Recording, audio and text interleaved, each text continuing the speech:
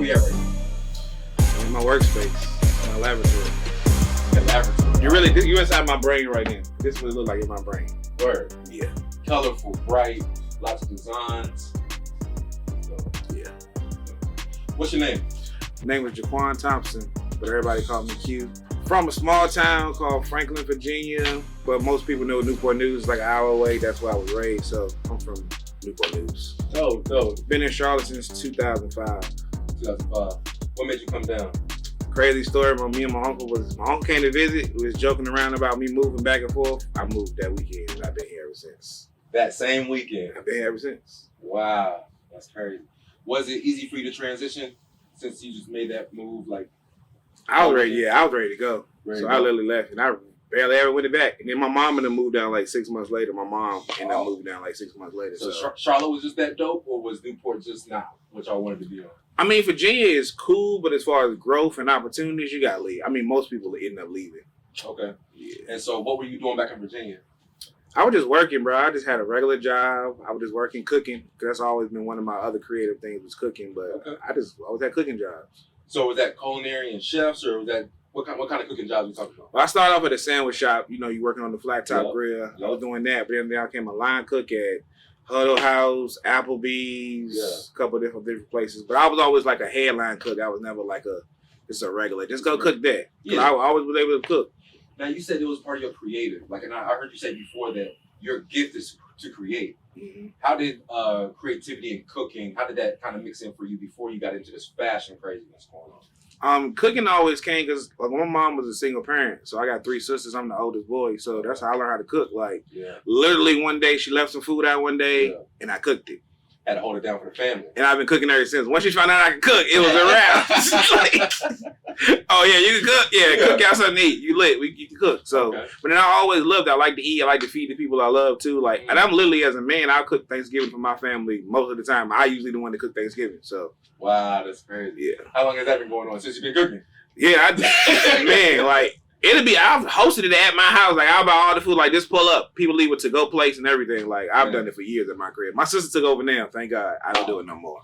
That's amazing. You know, like off the rip when it came to cooking, just from your roots, everything has always been family oriented. So to see how you have this brand, what's the brand name again? Q. Literally just Q. Yeah, Just Q the letter by Jaquan Thompson. Okay.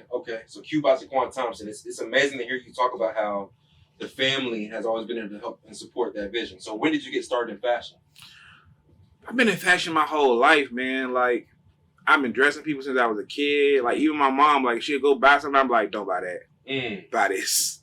Or I pick out clothes for people. Like, I've always done it for everybody. Even as a kid, I always picked out my stuff. So I just always had my own opinion about the way people should look. And I express it. Like, I tell you, and I'm not going to lie to you about clothes. If you look crazy, I'm going to tell you look crazy. Straight up. Like, I just can't play with it. I don't play about clothes, bro. If you look crazy, I'm going to tell you. Where did that inspiration come from? Was it just in how you saw people representing themselves? Was it the color palette that you saw they were using? I'm from going around dope boys, man. Like, that's been my inspiration. Like, I've always been inspired by drug dealers, man. Like, I used to see them. They always fresh. They had all the bread. Like, that's really, like, a lot of our inspiration from a lot of young black dudes from the hood is drug dealers, bro. Like, they was our inspiration, bro. But now they won't just get money, but they did stuff in the hood to give back. They was really, like, cool people. Like, and I've always been around that my whole life. So, I ain't glorifying it, but that's just who I was raised around. They taught me a lot of values and stuff that I never would learn anywhere else. So that's amazing. I love that perspective. So how does, I don't even say drug dealers, this is what we call the streets. Is that fair? The streets, hustlers. Bet. There you go. Hustlers. Hustlers. Because I know exactly where you're coming from, but just like you're not glorifying it, I love that you're empowering it. Facts. Because that's just your reality. How would you say, in the way that you design, how did the streets influence the creativity in your fashion and how you... The streets influence fashion, period. If you look at any major fashion house, they literally copying what they see on the street. Sounds like Virgil Abloh. Yeah, like literally that's what they do. Like they see somebody, oh, I like that. There's literally rooms at all these fashion companies, boards full of our Instagram accounts and regular people. They just take your stuff and they watch and they recreate it. They literally look to see if you don't have enough followers, you got just the amount of followers they can steal from you, nobody raise a flag, and they steal from people. I've literally told consultants, tell me that. So I always known to pull from the street and to pull from my real experience. The stuff I pull from and the stuff I use is really everyday life. So that's why it really reflects in my brand. And it's authentic because it's really my life. It's really how we move. That's real. I don't want to get too deep. How do you feel about cultural appropriation when it comes to these fashion houses? Because we don't see too many head of fashion houses looking like us. No, that's facts. Yeah, there's not that many black fashion heads. I mean, as far as running the houses, that's just always been a thing. It's never been. But I think more or less we create luxury. We created luxury. Like, we are luxury. Like, the luxury houses always looking at what hip hop artists are doing. Just our culture in general is what they're always pulling from. Like, we're the source material for everything. Yes, sir. Any and everything cool and creative, black people or people of color are the source material. So I've always felt that way, man. Do you see yourself doing any transformations in that space, changing, or are you everything that you're doing just being true to yourself because you have so much knowledge and research of all these different spaces? What drives you forward? What keeps you motivated? Man, I want to run the fashion industry. Like, I just feel like people have just taken from us so long. Like, and we had one. Virgil was on his way. He was on his way to being like empowered, not just like, oh, he's cool, but he was really empowered behind the scenes. Like, that last deal before he passed, getting a seat on the LVMH board, like, bro, that's big. I don't think people understand how big that is. He had a seat on the LVMH board. So, and they're pretty much the biggest luxury conglomerate in the world. The Kering Group and there's other ones, but they're the biggest one. Like, that's the big boy. And everybody want to be a part of them. So my goal is I want to create my own LVMH.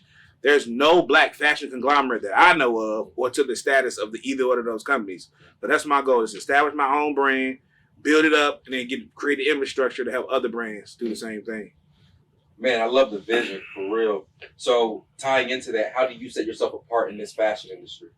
What is it that makes it your style? It's me. Like, my clothes are really based around my style. That's really how I dress. Like, anybody that knows me or knows my clothes, they're like, I know your piece when I see it, because that's literally how you dress. Like, every time I see you, it's a direct reflection of me. My DNA is throughout these clothes, all in these clothes. Anything you see from my brand, I will wear. So when you look to the side, left and to the right, who would you say keeps the good company as far as people either a little bit ahead of you or people just around your quality and the things that you're putting out? Do you see competition? Do you see? That's what I see competition. I see how people I aspire to be, like Rude. I love what he's doing. Amiri, Fear. Most of the LA-based brands, because a lot of them control their infrastructure, and that's what my goal is. A lot of those brands, they know what's going on with their production. They're always very hands-on. They can go there. They can see it. They can control it. And once you can control your quality, man, the sky's the limit on what you do and how far you can take your brand. If you can really keep a control of your quality, the sky's the limit. That's amazing. That's amazing. Give me some advice for those up-and-coming people wanting to be in your seat, let's say the next 5 to 10 years. Do what you want to do. Don't listen to nobody. Do it on your own. Do it if you ain't got no help. I'm literally an operation of one. I'm on my 4th collection. I'm a brand. I have one intern and me. I've worked with people that have teams and I'm running circles around them. So, like, just be focused, bro. You really can do this on your own. You're eventually going to need some help, and it's going to come in the right time, but don't be worried about it if you don't have no help, no support. Bro, just do it. It's going to work out. Trust me. Started sewing. Oh, how I got started sewing? Well, I guess there's no short way to tell the story. In 2014, I got diagnosed with an eye disease called keratoconus. Well, I guess I had it since I was a kid, but I didn't find out about it until 2014. So when I found out I had keratoconus, the doctor told me what it was. Pretty much a degenerative eye disease. Most people corneas are shaped like, smooth. Mine are at a cone, so they're at an angle. So with this angle, they start to break and they crack and they get scratches and scars. So pretty much my eyes are like a scratched up camera lens. So I found out I had it in 2014, diagnosed. She wanted me to have surgery then, but I was like, I'm not having surgery. No, you're not cutting me.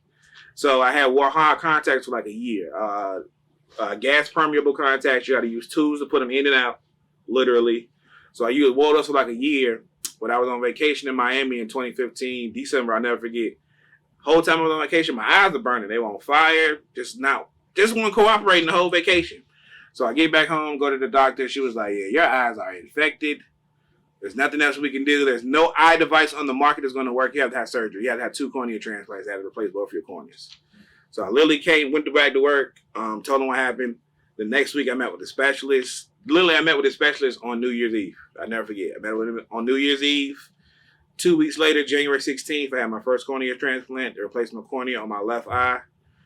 I tried to go back to work immediately because I kept begging to go back to work. So he let me go back to work like 3 weeks after the surgery. I had a bandage over my eye and I had sunglasses on. And I was still trying to work in H&M, trying to work when I couldn't see. Everything was too bright. So they sent me back home. So I had my other surgery 8 months later. They did my right eye in August. And after I did my right eye in August, I was completely shut down. I can't see nothing. I can't move around. I'm in the house, pretty much set out in the house. So on my birthday in September, I bought a sewing machine off Amazon. Literally bought like $150 sewing machine. I was stuck in the house every day and started playing with the sewing machine. It took me 2 weeks to learn how to thread the machine because I couldn't really see. So I used a magnifying glass. So once I got it threaded, I just started taking my clothes apart in the crib and putting stuff back together. And I literally did that every day because I was stuck in the house for 2 years. So for 2 years, I was just playing around on the sewing machine on my phone because I really couldn't see the TV because the TV's too bright. So that's pretty much how I taught myself how to sew, just playing around every day. I took pretty much all my clothes apart and put them back together. That's how I taught myself how to sew. Wow, so you decided to learn how to start sewing at a point in your life where you could see them. Yeah. I mean, it sounds crazy because I was already making clothes. People already told me I should be making clothes. But the sewing part I never wanted to do because I had a little bit of bread when I was making clothes. So I was like, no, I don't need to sew. I can just pay somebody to do that. But the universe presents you with situations and ain't nothing you could do about it. I was literally stuck in the house. I already had the skill set to kind of like design. I knew what I was doing. I was like, man, I can learn how to sew. And I was already trying to figure out my life too. Like I'm already blind. This literally happened to me when I turned 30. I found out you went blind at 30. So I'm like, damn, what I'm gonna do with my life? I need to figure out something. So that's literally what it was trying to. Not only that, was trying to figure something out, but it's also therapy. Like I'm sad, I'm in the house, can't see nothing. Like that was giving me something to do. Like, right. Now, would you say like that energy that like went into you learning how to sew and creating this brand? Like, is that like that has to be what is the magic behind the clothes? Like the energy that you put into it from. Yeah, it's that energy, and it kind of put a chip on my shoulder because I really feel like ain't no people really not fucking with me, if I can say that. Like I'm really good at this, man. Like I really put a lot of time in and effort, and I'm self-taught, and like I'm good, yo. Like I'm really, really good. It took me a long time to figure that out and to realize that myself, but yo, I'm really good at what I do, yo. Like I'm one of the ones. For real. I'm not giving you feedback so I can get a good sound bite, but I'm gonna knock this one down. Like, tell him. What? All right, man, I had another. Thank you. Yeah, no. Thank you. We not gonna that. That was what we here for. Story. These small crossbodies too.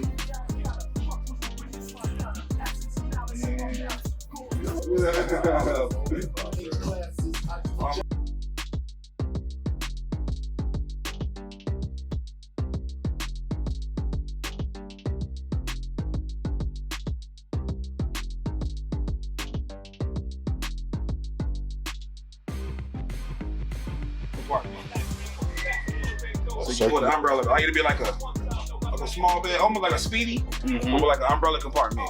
So you open it. So circular with the. That's crazy.